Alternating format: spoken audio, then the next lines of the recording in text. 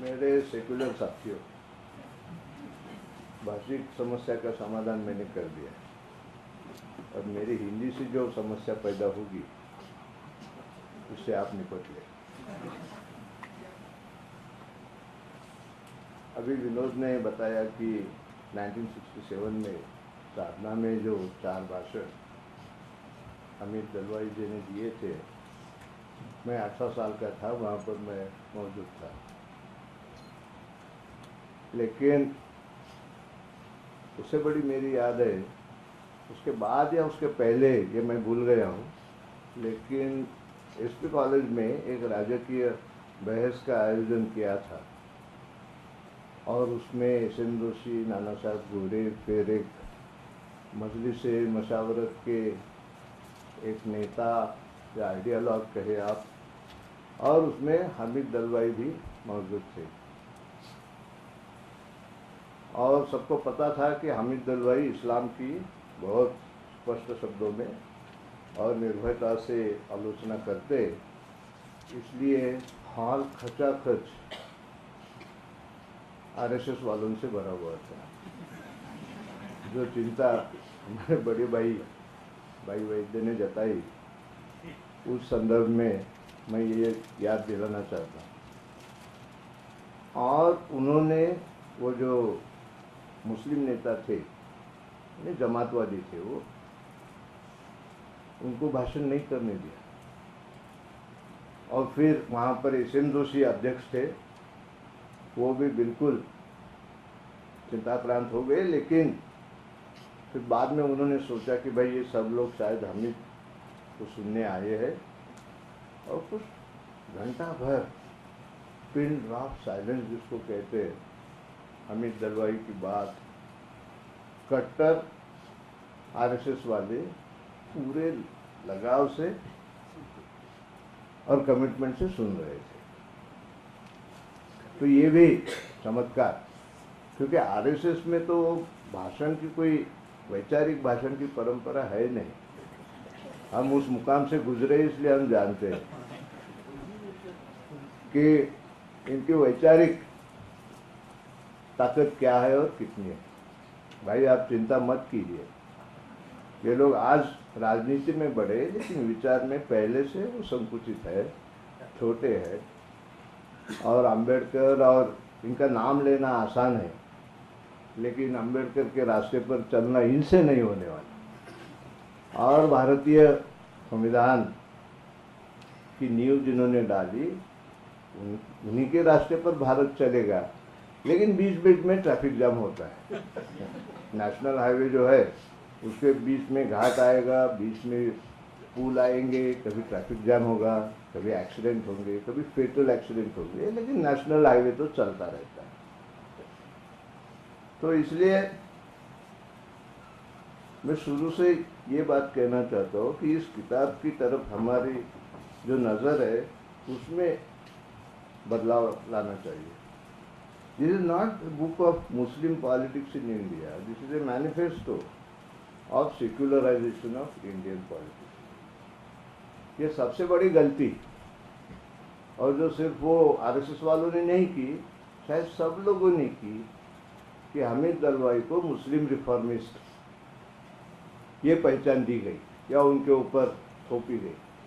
उनकी असल पहचान जो है वो एक सेक्युलर विचारक और भारतीय राजनीति का सेक्युलर स्वरूप किस तरह से लाए, इसकी चिंता करने वाले एक कार्यकर्ता के रूप में है। तो I would look at this book as a manifesto of secularisation of Indian politics. और मैनिफेस्टो छोटे ही होते हैं। कम्युनिस्ट मैनिफेस्टो कितना बड़ा है? ये किताब जो है 120 पेजेस है, इसमें 110 होंगे, क्योंकि प्रास्ताविक है।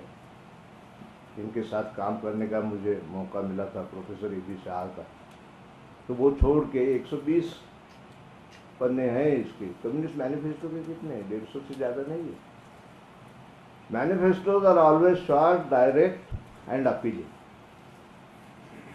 तो और ये सिर्फ मुसलमानों के लिए नहीं है किताब, और ये जो भाषण थे वो सिर्फ मुसलमानों के लिए भी नहीं थे, क्योंकि वो खुद मुसलमान थे। और जो 7 महिलाओं के साथ उन्होंने सचिवालय पे वो मोर्चा लेकर के गए थे, उनके सामने सबसे पहली अहम समस्या थी वो जवानी तलाक की थी। लेकिन हामिद दलवाई जो बात करना चाहते वो सभी भारतीयों से करना चाहते। तो इसमें मुसलमानों से जितना अपील किया गया है उतना ही हिंदुओं से किया गया है, और मुसलमानों की जितनी आलोचना की है उतनी हिंदुओं को भी आलोचना की है। और कई कई हिंदुओं के बारे में उन्होंने एक आशा जताई है कि जिसको हम हिंदू समाज कहते हैं उसमें धार्मिक सुधार की एक परंपरा रही है, और 200 साल से वो परंपरा रही है, और उसका स्वागत करना चाहिए, उसका आदर करना चाहिए। और ये जो हिंदू रिफॉर्मिस्ट मूवमेंट है उससे जो सुधारणावादी मुसलमान हैं उन्होंने कुछ सीखना चाहिए, ये बार बार कहा है। और फिर अगर ये काम हिंदुओं से होना है तो हिंदुओं ने भी क्या करना चाहिए और कौन सी चीज़ें उन्होंने छोड़ देनी चाहिए, इसका भी जिक्र इस किताब में हुआ है। तो ये जो सेक्युलराइजेशन है इसका आधार या इसकी शुरुआत ही बहुत बड़ी कंपैशन से हुई। इस कंटेंट इज पॉलिटिकल, इसका जो कंटेंट है पॉलिटिकल है, लेकिन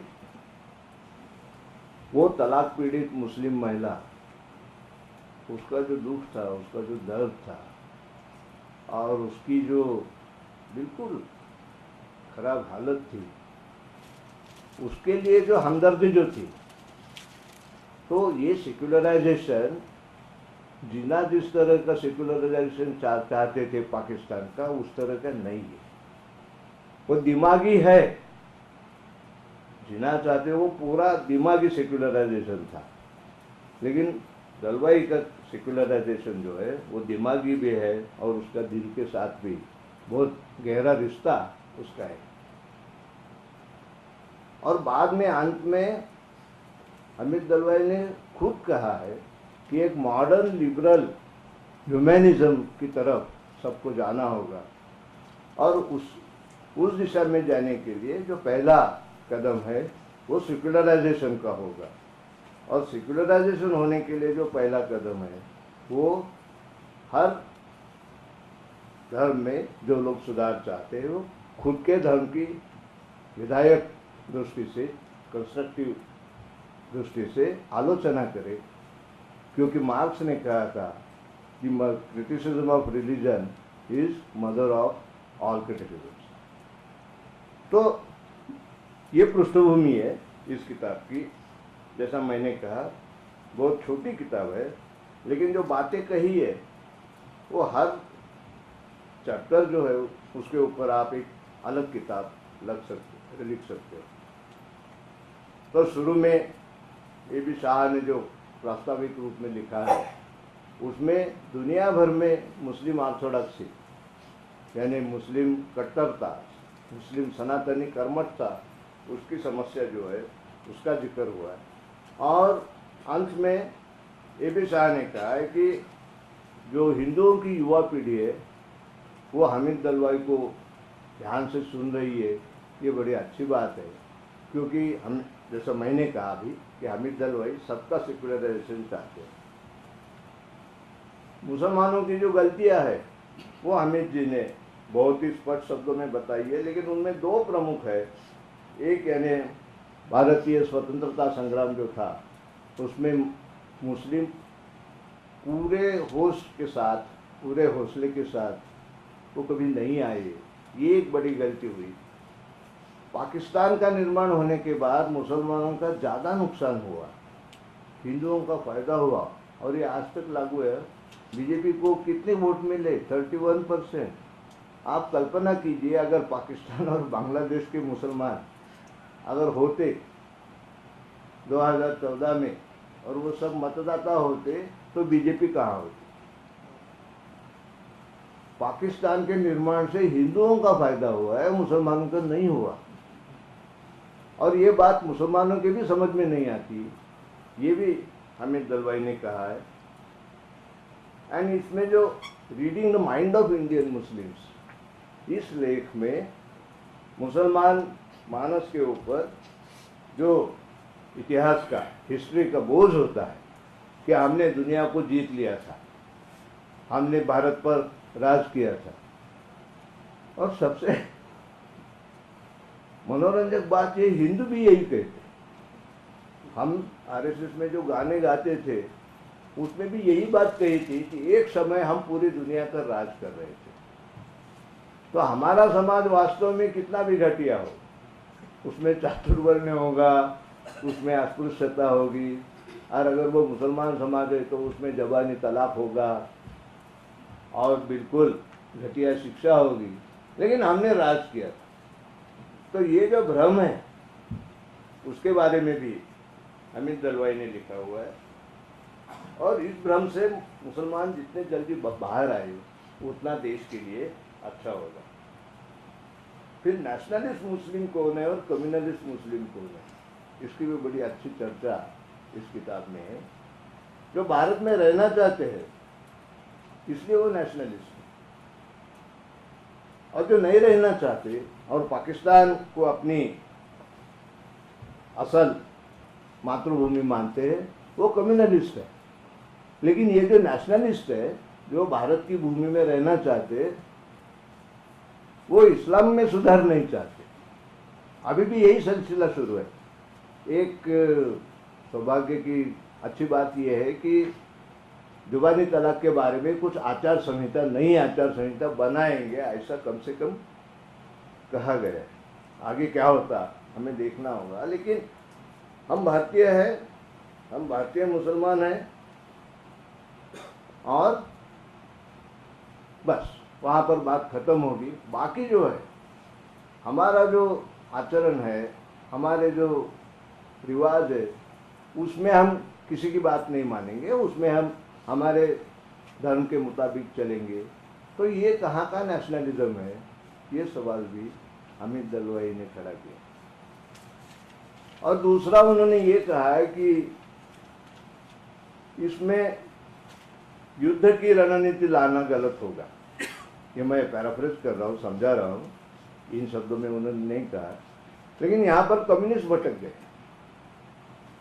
कम्युनिस्टों को सबसे बड़ा शत्रु है हिंदू मूल तत्ववादी, क्योंकि वर्ग और वर्ण हमारे समाज में बहुत जगह ऐसे कि वर्ग और वर्ण एक ही होता है।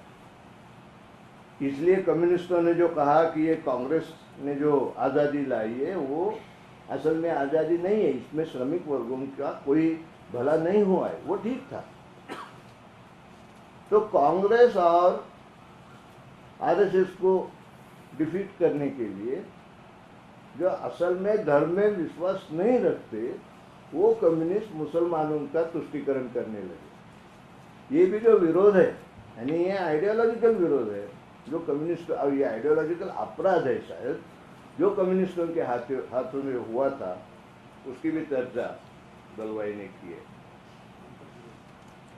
फिर एक जगह इस देश में अगर सेक्युलरिज्म सही मायने में लाना है तो उसकी जो प्री कंडीशंस है, उसके लिए कुछ शर्तें दोनों जो पक्ष है उन्होंने उन शर्तों का स्वीकार करना चाहिए, उसके मुताबिक चर्चा करनी चाहिए, वो भी इसमें आया है। फिर हिंदू मानस की चर्चा है। फिर हिंदुओं में क्योंकि एक सुधार की परंपरा रही है, अब ये हिंदू को पता रहता है कि सुधार की परंपरा है, धर्म की चर्चा हुई है, बहुत सारे पंथ है, लेकिन ये सब एक दूसरे से अलग है। वैसे हिंदू नाम की कोई चीज है नहीं। हिंदुइज्म में लगातार संघर्ष और समन्वय, ये दोनों प्रक्रिया चलती रहती है।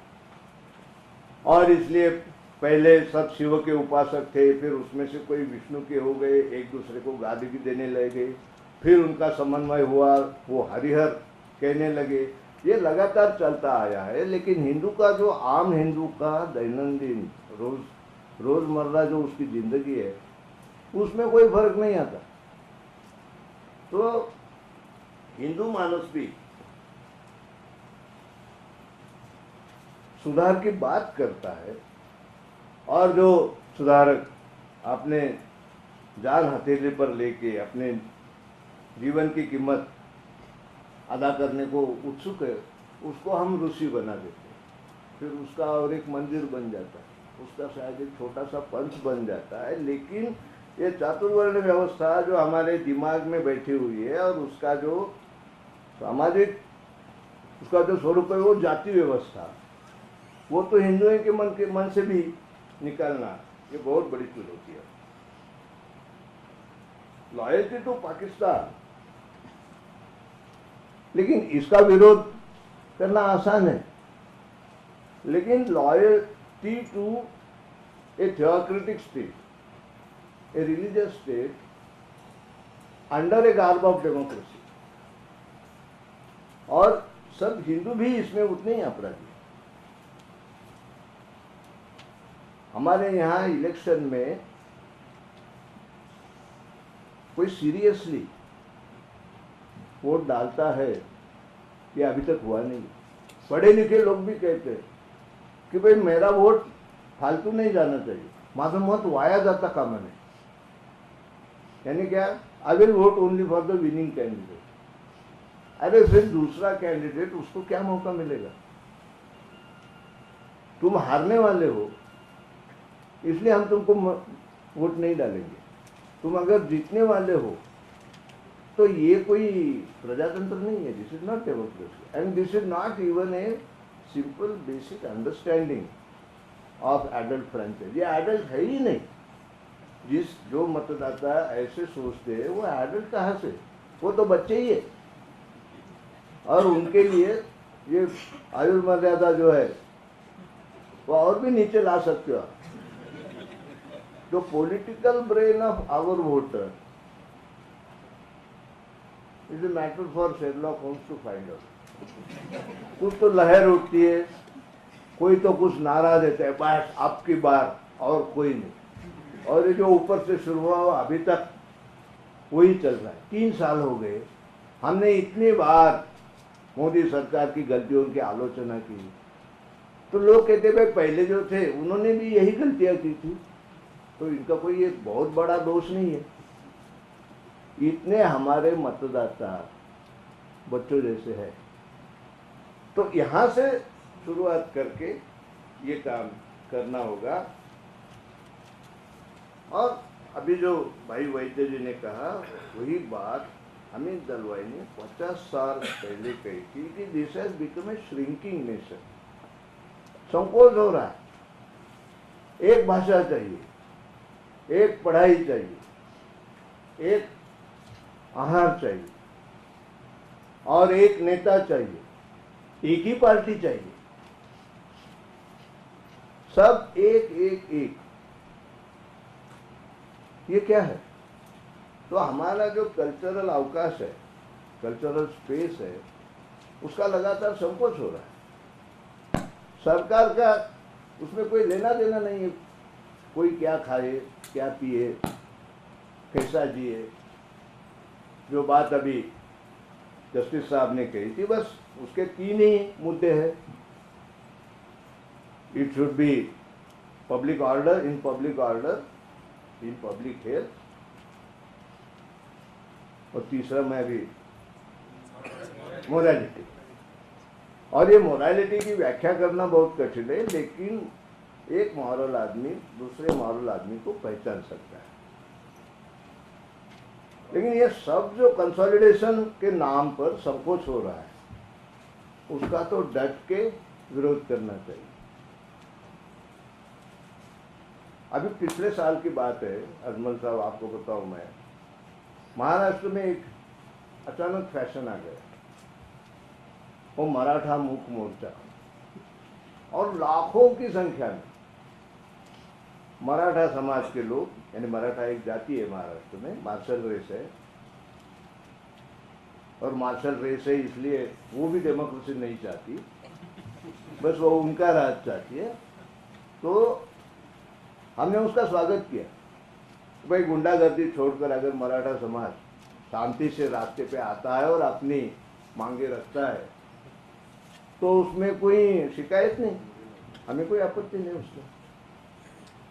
फिर हर जिले में मराठा मोर्चा का सिलसिला शुरू हुआ। और फिर मीडिया तो अभी भाई ने बताया, हमारा मीडिया तो किंडरगार्टन लेवल का है, इसके और ज़्यादा इसकी चर्चा भी नहीं करनी चाहिए, किंडरगार्टन लेवल का है। लेकिन उसको अपॉर्चुनिटी है और टेक्नोलॉजी है। तो मीडिया ने, मोर्चे जो निकलते थे वो बड़े थे, इसमें कोई दो राय नहीं, लेकिन मीडिया ने उनको और भी चढ़ाना शुरू कर दिया। पूना में कहते 72 लाख लोग आए थे। अरे भाई, अगर 72 लाख लोग पूना में आते तो एक आदमी के ऊपर दूसरा और उससे ऊपर तीसरे को खड़ा रहना पड़ेगा, इतनी पूना में जगह कम है। और मुंबई में फिर 1 करोड़ आएंगे, लेकिन उनके आपस के जो झगड़े हैं ना वो मिट नहीं रहे, इसलिए बंबई का मोर्चा पोस्टपोन होता जा रहा है। अच्छी बात। तो ठीक है, मराठा समाज ने डेमोक्रेटिक प्रोसेस में शामिल होने का निर्णय किया और सभ्यता के साथ शामिल हुए। परिणाम उसका ये हुआ है, नतीजा ये निकला कि पहले प्रतिक्रिया स्वरूप एज ए रिएक्शन, फिर दलितों के मुख मोर्चा, और फिर ये मार्शल रेस का हो गया, ये डिप्रेस क्लासेस का हो गया, बीच में भी एक है ओबीसी, फिर ओबीसी का, और फिर बाद में शुरू में मुसलमान वगैरह इसमें शामिल होते थे, फिर उनका भी आलोच शुरू हो गया। और ये जो मीडिया से भी घटिया सोशल मीडिया जो है हमारा, बिल्कुल फालतू जो एक दूसरे को बताते रहते, कुछ सोशल मीडिया के ऊपर अभी ब्राह्मण मोर्चे की बात शुरू हुई।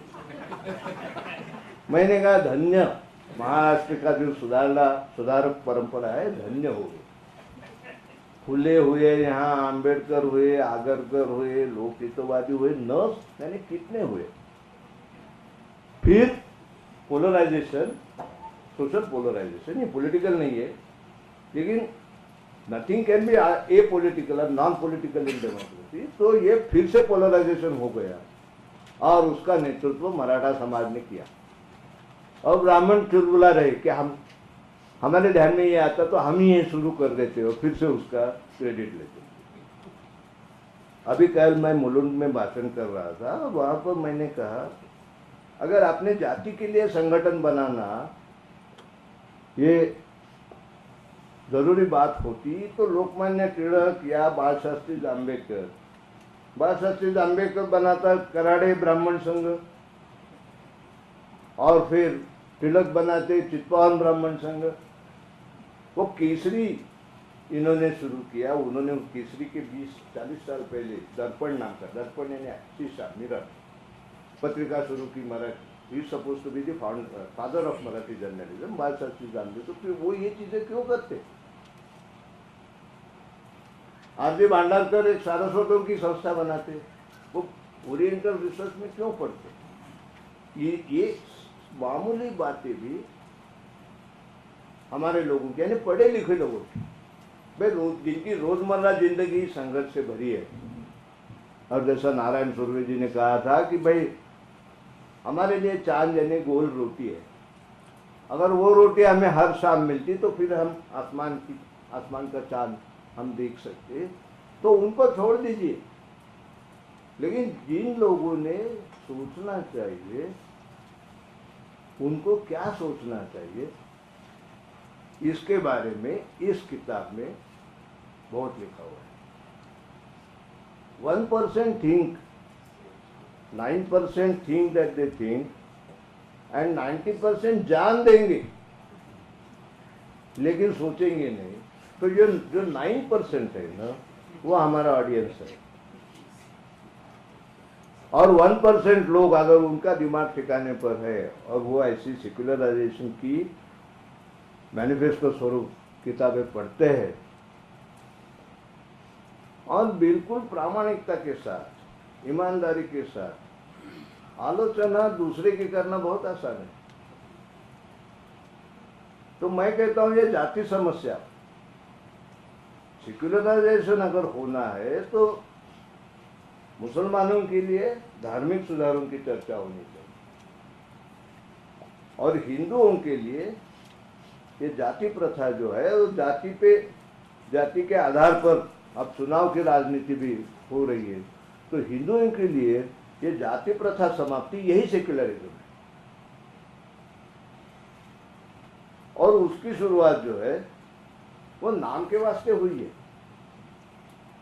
क्योंकि हिंदू धर्म जो है, हिंदू धर्म नाम की कोई बात नहीं है। हिंदू ये वांशिक शब्द है, जैसे हिंदू रेस, और जिसमें ये सब आता है, यानी अफगानिस्तान से लेकर बांग्लादेश तक सब लोग आते, वो हिंदू है जो इंडस के परे थे। Sindhu, Indus, Hindu, it is like that. और इसलिए धर्म की आलोचना आप कैसे करेंगे, क्योंकि धर्म नाम की कोई चीज ही नहीं है, लेकिन रिवाज है, प्रथा है, कस्टम है, कल्चर है, और हर दिन का कैलेंडर लिखा हुआ है, कौन से तिथि में क्या करना है, क्या नहीं करना है, सब लिखा है। विधि निषेध लिखा हुआ है, किसको बुलाना है, किसको नहीं बुलाना है।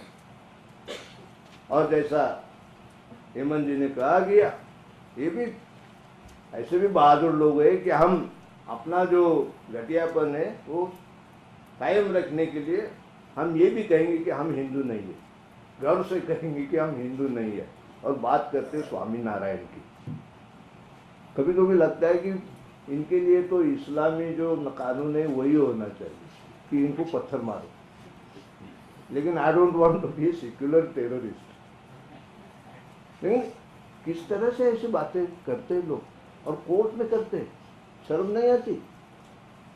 तो हिंदुओं के लिए जाति प्रथा की समाप्ति और एक कोई कॉमन कल्चरल कैलेंडर, हर एक का भगवान अलग है, हर एक का बाबा अलग है, हर एक का संत अलग है, और फिर ये सगुण भक्ति नाम का जो रैकेट है उसके कारण सबके जो ये भगवान ये चीजें चाहता है, वो भगवान वो चीजें चाहता है, भगवान एक दूसरे में लड़ते हैं, भगवान एक दूसरे को मन्नत बोलते हैं। ये क्या है सर? ये तो हमारा बनाया हुआ है, आदमियों ने बनाया हुआ है। इसकी आलोचना करके उसको समाप्त करना होगा। तो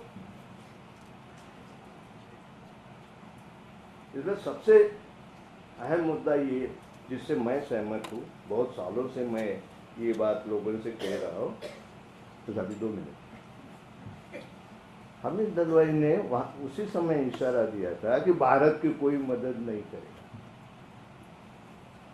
भारत को खुद की मदद करनी होगी। दुनिया का हर देश भारत के लिए कोई न कोई समस्या पैदा करेगा, क्योंकि सब चाहते थे, मन्नत मांग के बैठे थे कि इनके प्रजातंत्र का सत्यानाश हो, नहीं हुआ है, नहीं हुआ। और जो देश को पूरी तरह से काबू करना चाहते वो भी प्रजातंत्र के ही मार्ग से आए, उसी मार्ग से वो 5-10 सालों में जाएंगे। हम देखेंगे उनका जाना भी, क्योंकि लहर जैसे उठती है, जहां से उठती है वहां से उल्टी लहर भी उठती है। ये जो स्विंग है जिसके बारे में बहुत चर्चा चलती है, वो तो उसी प्रदेश से होगा, जिस प्रदेश से दाहिनी तरफ स्विंग हुआ है उस तरफ से फिर से सेंट्रलिस्ट पार्टियों के तरफ स्विंग आएगा। कुठलाही बुडबुडा केव्हा तरी फुटणार आहे, हे लक्षात ठेवलं पाहिजे। फक्त त्यावेळेला आपण कुठे असू याचाही विचार करायला पाहिजे, नाहीतर कारवा गुजर गया हे जे चाललेलं आहे। तो हामिद दलवाई ने 2 चीजें कही थी, एक, हमको हमारी मदद करनी चाहिए।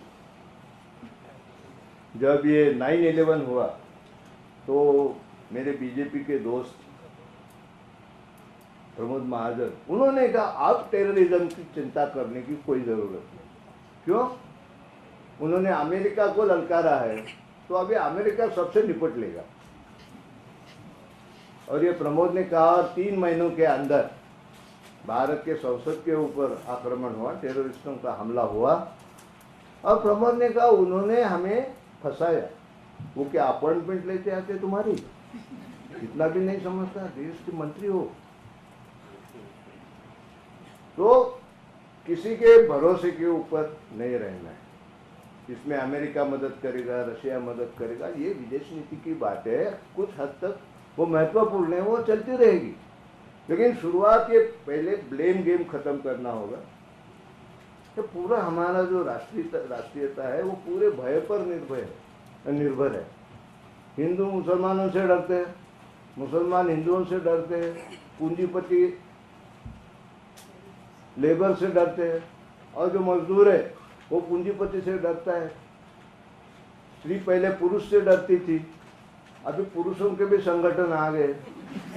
शहरी आदमी किसान से डरता है, किसान शहरी आदमी से डरता है, और ये पूरी इस डर के कारण पूरा नफरत सोशल चर्चा में पूरी नफरत आती है। अब मुसलमानों का योगदान, कंट्रीब्यूशन हमारे आज़ादी की बात कम नहीं है। मैं बार बार एक बात सबसे कहता हूँ, अगर कारण कोई भी हो, 1977 में अगर देश के उत्तर भारत के मुसलमान एक तरफा वोट नहीं डालते तो इमरजेंसी नहीं हटने वाली थी। लेकिन ना ये मुसलमानों को याद है और ना ये हिंदू उनको याद दिलाते। उस समय पहले मुसलमान और फिर बाद में जगजीवन राम जी ने इंदिरा जी का साथ छोड़ा, इसलिए दलितों के जो वोट आए उसके कारण जो आज का सिलसिला है ना वही हुआ था। 300 सीट में उत्तर भारत की कांग्रेस को एक तक नहीं मिली। ये मुसलमानों का बड़ा योगदान है और पूरे देश में उनका शुक्रिया अदा करना चाहिए। और फिर मुसलमानों का योगदान हिंदुस्तानी संगीत में है, फिर हिंदुस्तानी सभ्यता में, कल्चर में है। कितने सारे मुसलमान संत कवि भी है महाराष्ट्र में। फिर खेल में है, हमारे एंटरटेनमेंट में है। तो इसकी बात लोग कहते हैं वो खेल की बात अलग है, फिर आप जब म्यूजिक की बात करते हो तो म्यूजिक की बात अलग है। यानी जहां पर हम कंसोलिडेशन कर सकते हैं, पुल बांध सकते हैं, वो चीजें भी अलग नहीं रखनी चाहिए। तो दोनों समाज अपने अपने आलोचना करें, दोनों समाज एक दूसरे के जो कंट्रीब्यूशंस है उसका आदर करें, उसका सम्मान करें, उसकी याद करें।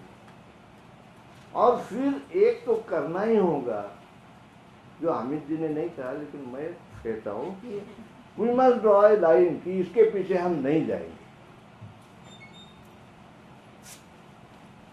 छोटे देश भाग्यवान होते हैं क्योंकि उनकी हिस्ट्री भी छोटी होती है।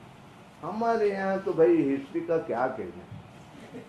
आप भारत महान है ये भी साबित कर सकते हो, और भारत जैसा घटिया देश नहीं ये भी इतिहास के आधार पर साबित कर सकते हो। क्या हम ऐसी कुछ एक लाइन डाल सकते हैं? You will not go behind 1950, जब संविधान यानी कॉन्स्टिट्यूशन हमने लागू कर दिया, वहां से आप आगे की सोचेंगे। उसके पहले क्या हुआ, किसको पाकिस्तान चाहिए था, किसको नहीं चाहिए था, जिन्ना और गांधी का क्या हुआ, नेहरू और एडविना माउंटबैटन का क्या हुआ, वो छोड़ दो सर, बहुत हो गया, बहुत सुना। ये इतिहास के बोझ में हम मर रहे, वेरी फ्रैंक। लगता है कि बस ये सब ऑब्लिटरेट कर दो, जैसे आदमी की मेमोरी मार सकते हैं, तो वैसे समाज की जो इतिहास, और ये माओ ने किया था। माओ को उनके आर्कियोलॉजी डिपार्टमेंट ने 8000 प्रोटेक्टेड मॉन्यूमेंट्स का लिस्ट दिया। माओ ने क्या पागल तो नहीं हो गए? अगर ये सब रखना है तो फिर रेवोल्यूशन करने की जरूरत ही क्या थी? माओ ने कहा 200 रखो, यानी 4%, उसकी निर्भयता देखो, और कहा बाकी सबको इस तरह से नेस्तनाबूद कर दो कि 10 साल के बाद उनका कोई नामो निशाना नहीं रहेगा। तो ऐसा भाषण करना भी एक पब्लिक ऑर्डर और डिसऑर्डर का मामला हो सकता है हमारे देश में, लेकिन हमको एक मर्यादा बनानी होगी कि इसके पीछे अब नहीं जाएंगे, इससे आगे चलेंगे। तो वो आगे चलना जो है, असल सेक्युलर भारत जो बनाना है, उसकी व्याख्या करने की कोई जरूरत नहीं। सेक्युलरिज्म की बहुत सारी व्याख्याएं पड़ी है, हर होटल में लिखा रहता है कि जात, धर्म, वंश, लिंग, उम्र, भेदाभेद नहीं होगा। तो व्याख्या करने की जरूरत नहीं, बहुत सारी व्याख्याएं पड़ी है, उनको लागू करना है। तो इस किताब को, जैसा मैंने कहा, सेक्युलर इंडिया का मैनिफेस्टो इस नज़र से देखना होगा।